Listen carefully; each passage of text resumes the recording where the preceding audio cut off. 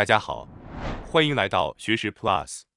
今天我要给大家介绍由养老孟斯所著的《人生的壁垒》这本书。本书推荐给那些希望了解如何克服人生烦恼的人。作者从事着人生咨询的工作，他发现，对大多数咨询者来说，答案通常只有3种：不要执着，不偏颇，不固守成见。很多被烦恼困扰的人，其实是被某一件事所束缚。因此，作者建议我们在生活中尝试保持不被束缚、不偏向任何一方、不执着的心态。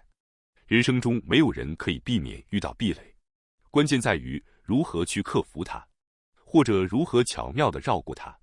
作为面对人生壁垒的参考和启示，本书将带给我们一些思考方式。今天视频的内容包括以下4个部分：第一，了解自己最舒适的状态；第二，麻烦的事情本身就是学习的场所；第三，不要只追求性价比；第四，不要过度思考生存的意义。首先是第一部分，了解自己最舒适的状态。有些人容易动怒，即使在别人看来只是小问题，他们也无法忽视，因此有时会在社交网络上引发争论，看起来好像在无谓地制造敌人。其实，很多人之所以如此，是因为他们并不清楚自己真正的幸福状态是什么。在生活中最重要的是自己内心的安放之处，也就是能回归的舒适空间，并在此建立生活的节奏。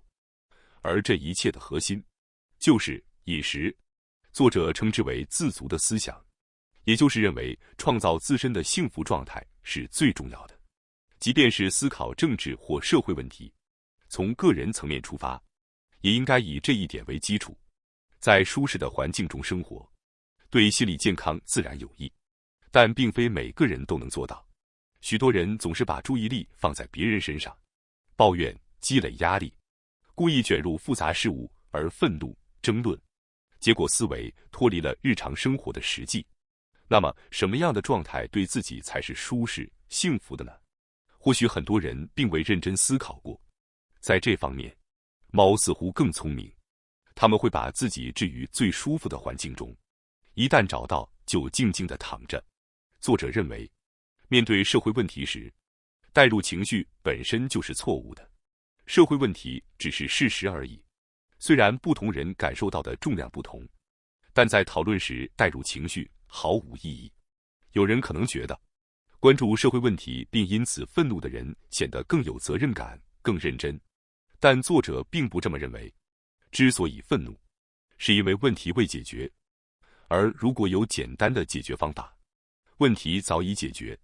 问题之所以存在，是因为有各种现实原因，对此感到情绪化，并不能推动时代向好的方向发展，反而可能扰乱日常生活，有时甚至影响健康。关键是要意识到日常生活的维持，吃饭、运动、正常工作。当然，如果遇到极端不公的待遇或成为犯罪受害者，愤怒是理所当然的。但大多数情况下，人们不必保持过多愤怒，保持日常生活的平和更加重要。接下来是第二部分，麻烦的事情本身就是学习的场所。有人曾问作者，在步入中年之前，有什么事是最好完成的呢？作者的回答是，拥有一个家。真正的重点是拥有家人。听起来好像在劝人结婚。单身的人可能会觉得，独身有什么不好呢？但作者并没有强制结婚的意思。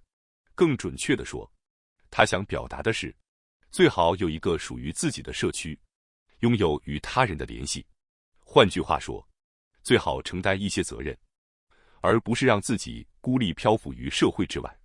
有人可能会觉得，独自生活轻松自在，减少牵绊，免去家人负担才好。但事实上，很少有人一生都不为亲人烦恼。拥有家人或类似你似家庭的社区，虽然会增加麻烦，但正因如此，它才有意义。这是一个非常好的学习场所。家庭可以被看作是学习人性和社会的最小单位。作者并不全盘肯定，家人都是好的。家确实很麻烦，但人生本身就充满麻烦。如果生活中没有任何麻烦，人生反而可能平淡无趣。有些人误以为麻烦越少越好，但实际上，适度的参与麻烦，处理复杂事务，才能带来真正的幸福感。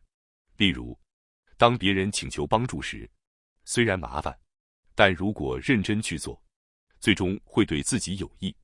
就像锻炼肌肉一样，训练本身可能枯燥或辛苦，但持续坚持，肌肉就会增长。同样的，如果一个人一生都逃避麻烦，他的未来未必会更好。即便暂时减少了麻烦，当类似问题再次出现时，他也未必知道如何应对，可能再次选择逃避，或者尝试面对。所以，麻烦的事情本身就是人生的学习场所。接下来是第3部分，不要只追求性价比。人们当然希望避开麻烦，但作者指出，在人生中只追求效率并不可取，重要的是全力活在当下，认真生活。然而，现在人们对全力以赴的重视似乎不足，性价比和时间效益的追求，象征着现代人轻视全力以赴的价值。性价比高意味着付出的成本相对获得的满足感较高，时间效益高意味着用最少的时间获得最大成果。换句话说，人们极度重视保留余力，而不是全力以赴。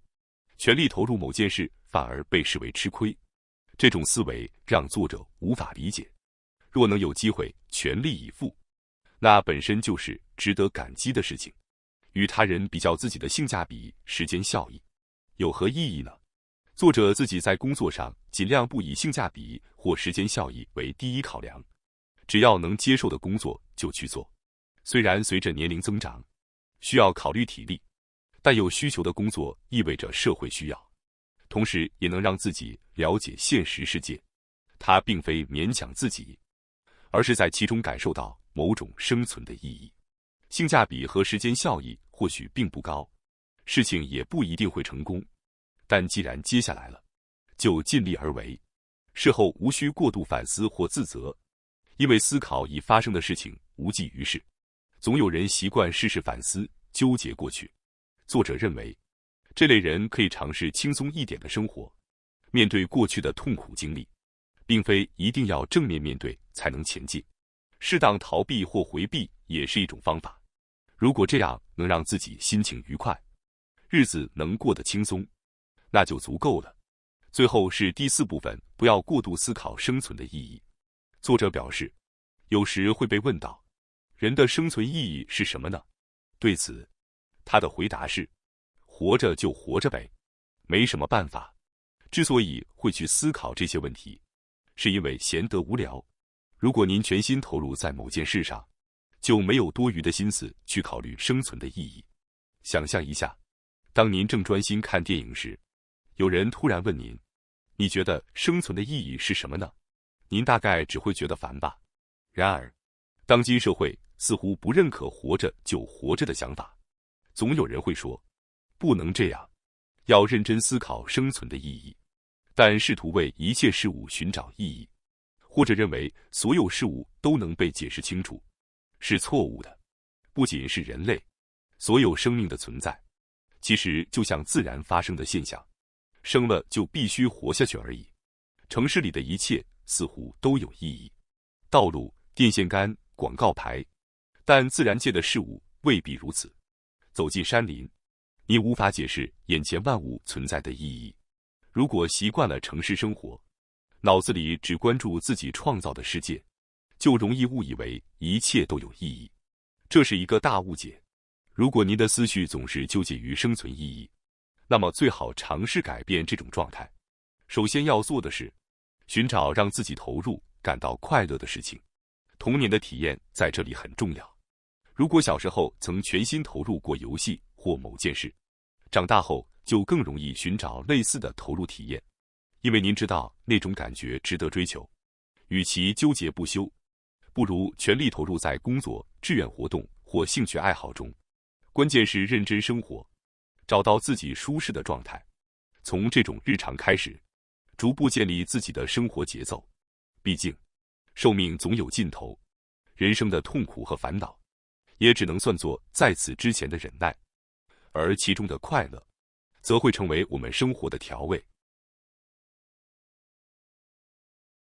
感谢大家收看今天的节目。如果你喜欢我们分享的内容，记得点赞、订阅并开启小铃铛通知，第一时间获取我们的更新。在下次的节目中，我们将继续为大家分享更多有益的内容。再次感谢大家的支持，我们下期再见。